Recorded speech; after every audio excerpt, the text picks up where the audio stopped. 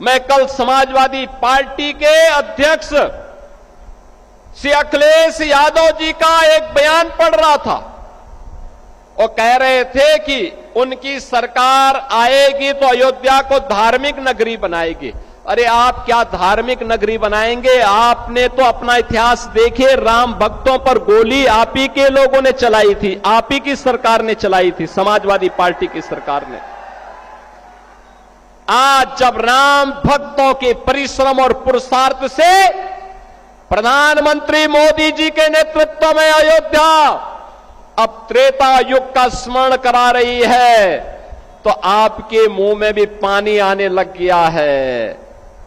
अरे भूल जाओ, आपने तो थानों में और जेलों में कृष्ण जन्माष्टमी के आयोजन को भी रोक दिया था, कांवड़ यात्रा पे प्रतिबंध लगा दिया था।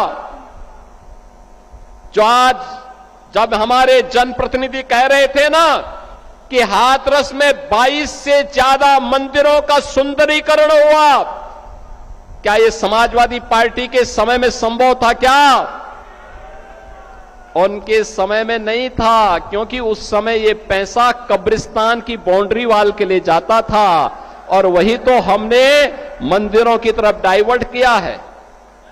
वही पैसा हमने इधर भेजा है कि कब्रिस्तान की आवश्यकता नहीं, मंदिर आस्था के केंद्र हैं। अखिलेश जी, अयोध्या को तो राम भक्तों ने सजा और संवार दिया है, आप उसकी चिंता मत करिए, पश्चाताप करिए, एक बार रामलला का दर्शन कर लीजिए, कम से कम इसी से और सद्बुद्धि आएगी।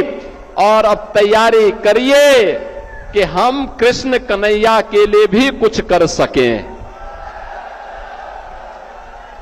अब मथुरा की बात करिए। अगर सचमुच अपने को धार्मिक कहलाने का प्रयास कर रहे हो तो मथुरा वृंदावन पे खुल करके बोल दीजिए, श्री कृष्ण जन्मभूमि पर खुल करके बोल दीजिए और बोलिए ना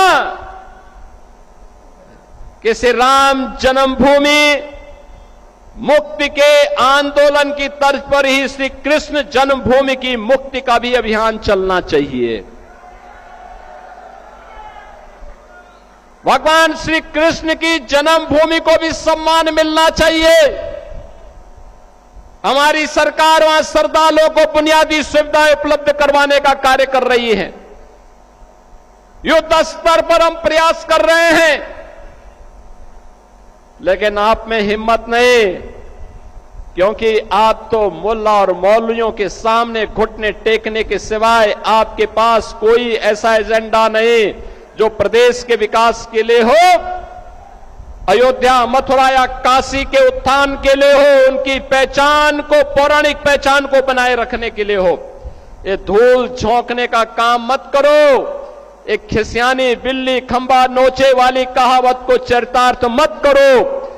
अयोध्या अपनी पहचान के लिए आप पर मोहताज नहीं है, अयोध्या की अपनी पहचान है और अयोध्या ने अपनी पहचान को दुनिया के अंदर फिर से बनाया हुआ है।